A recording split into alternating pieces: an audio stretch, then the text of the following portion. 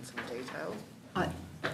If I can invite Ken Marshall to speak to this, he will give you a very good explanation of this, and I do recall asking the same question sitting on your side of the table a couple of years ago, and it's fascinating. So over to you, Ken.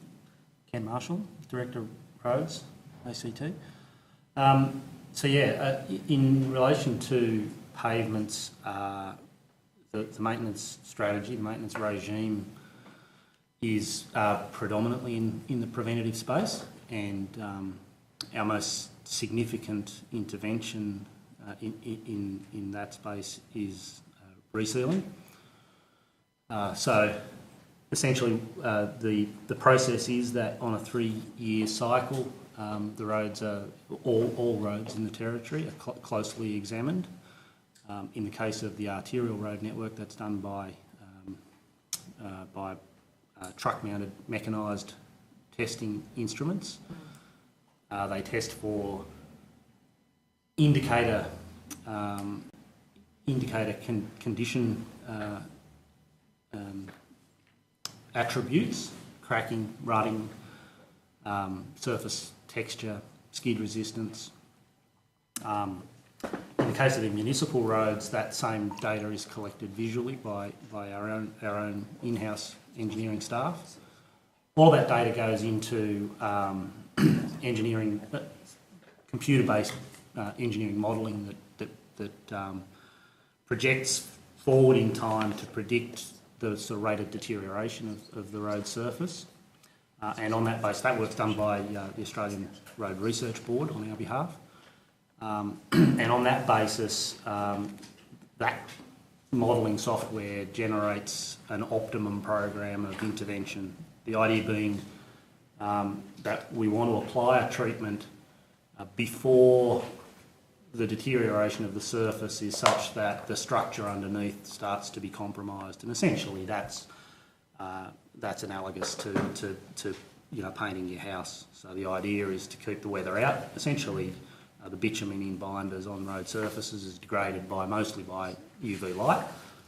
The idea is to get to those roads just before that deterioration starts to expose the structure underneath to damage, and protect the surface with a new coating. So that's optimised across the whole network to give the best possible outcome in terms of extension of life of the network as a whole. It doesn't necessarily target the worst roads first. So very often people's reaction to resealing is to say, why did you do this? There was nothing wrong with the road. That's largely the point, is that we want to get there before there's structural damage. And it's raised with me sometimes that why are we using chip seal in some places and asphalt in others? Are you able to explain why that is and what the benefits are in different areas, if there are? Yep. So the intent of the two treatments is quite different. Spray sealing is, as I described, the preventative treatment. That's essentially repainting to protect from damage from UV light. Asphalt is used predominantly as a corrective treatment. So predominantly that's used where there has been structural damage, so the road is losing its shape. You've got significant rutting or shoving. That's typically at major intersections. What were those two words? Rutting or shoving. What are they? Well, essentially that's just deformation of the surface by wheel loads, by heavy vehicles basically. Heavy vehicles, when they're braking, will actually push the surface and cause deformations in the surface. So you get an uneven surface, which is potentially dangerous at intersections because it obviously impacts on the efficiency of braking of vehicles. So predominantly asphalt is used at those major intersections where there's heavy traffic loadings and safety implications, and it's typically used as a treatment that corrects damage rather than a preventative treatment. There are some applications where we use a thin coat of asphalt as a resurfacing treatment, where there's particular reasons to do that, often around noise, in particularly noise-sensitive environments. We might use a thin asphalt surfacing as a treatment that produces a low texture surface and low traffic noise generation. So what you mentioned that UV light is one of the major contributors to road deterioration. Is that right? And or is it the main one, or because we get quite a lot of reports after storms or a rainy period or prolonged rainy period, what affects the quality of the roads? The mechanism typically is that the bitumen in the road surfacing gradually becomes more and more harder and more brittle as it ages, and that's predominantly the action of UV light. As the surface becomes harder and more brittle, it'll begin to crack, and therefore doesn't serve its intended purpose to the same degree, in that it lets water infiltrate into the structural pavement underneath. So the spray seal is essentially a protective coating on the surface, but underneath there's a constructed pavement which provides the structural strength, the weight-bearing strength. If water penetrates through the surfacing as a result of usually cracking, that structural pavement underneath can be softened by the water, by the ingress of water, and then you'll start the pavement is then softer, and so then you'll begin to get distortion of the surface. And just recently, I think the Gungahlin Drive was resealed, or parts of it, at least where I travel on it, and it seemed that the road was resealed, but not necessarily cycle lanes. Is that because the road is deteriorating, but the cycle lanes are actually good quality, or?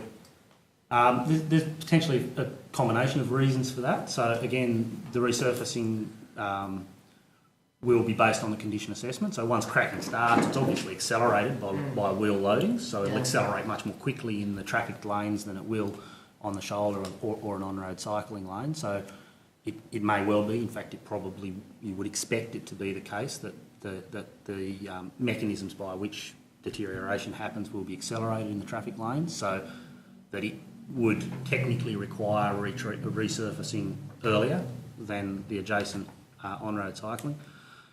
But other considerations are also taken into account in terms of usability. So in some circumstances, if, for example, the resurfacing that's being put on the traffic lanes has a relatively large aggregate, relatively large stone, that will produce quite a lot of surface texture, which is not desirable for push bikes, for cyclists. So in some circumstances, that factor of usability will also be taken into account.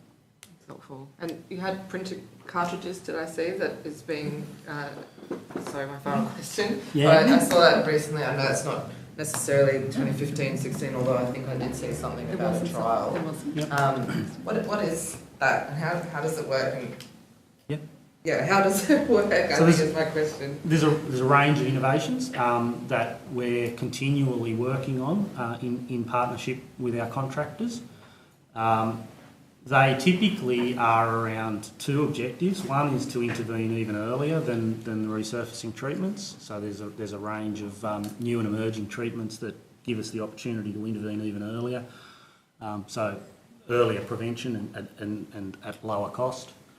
And the second objective is reuse of becoming more sustainable by reusing waste products and tone cartridges. How does a printed cartridge become road resealant? They're essentially similar chemical characteristics. They're similar. The products are of similar origin, so that the toner can be recycled into the binder effectively and become it's chemically compatible with the production of the binder, so it can be incorporated into the binder, and that just replaces crude oil. Basically, it does the same role.